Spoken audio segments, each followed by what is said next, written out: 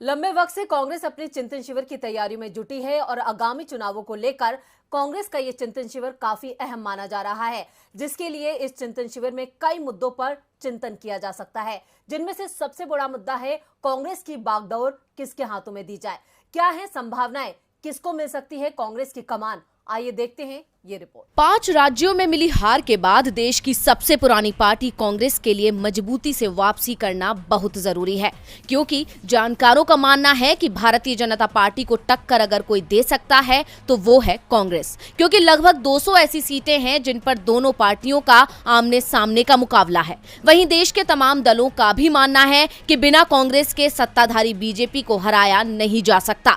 ऐसे में पिछले कुछ सालों से कमजोर होती कांग्रेस खुद को मजबूत करने में जुट गई है, जिसके लिए कल यानी 13 मई से राजस्थान के उदयपुर में चिंतन शिविर का आयोजन किया जा रहा है, जिसकी तैयारियां लंबे समय से चल रही हैं। कई बैठकों में मंथन के बाद इस शिविर का रोड मैप तैयार किया गया है। इस चिंतन शिविर के जरिए जहां जनता के बीच जाकर एक बार फिर उससे जुड़ने की कोशिश की जाएगी, तो वही कई मुद्दों पर चर्चा भी होगी और कुछ मुद्दों पर फैसले भी लिए जा सकते हैं। लेकिन अभी सबसे बड़ा सवाल है कि कांग्रेस की कमान किसके हाथों में सौंपी जाए, कौन आगे कांग्रेस का नेतृत्व करेगा, जिसको लेकर भी चिंतन शिविर में चर्चा हो सकती है, क्योंकि 2019 के बाद से ये पद खाली पड़ा हुआ है।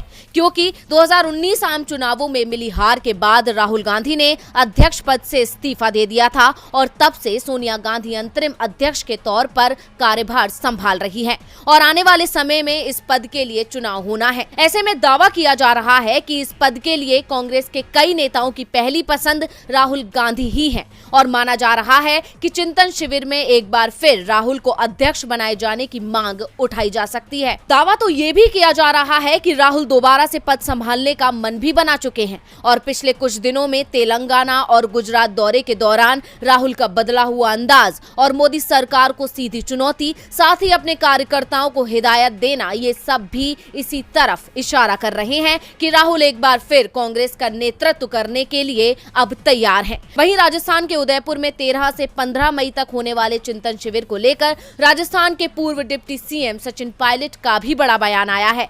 उन्होंने कहा है कि कांग्रेस युवाओं को नेतृत्व में आगे रखने का हमेशा से प्रयास करती रही है। चिंतन शिविर में शामिल हो रहे आधे डेलीगेट्स की उम्र 40 साल से कम है। आलाकमान ने ग्राउंड रिपोर्ट लेने के लिए युवाओं को तवज्जो दी है। इसके साथ ही उन्होंने उम्मीद जताई है कि इस शिविर के बाद जो संगठनात्मक बदलाव जरूरी हैं, वो भी होंगे। वहीं किसानों को साधने के लिए भूपेंद्र सिंह हुड्डा ने राकेश टिकैत से भी मुलाकात की थी। यानी साफ है, ये चिंतन शिविर कई मायनों में खास है।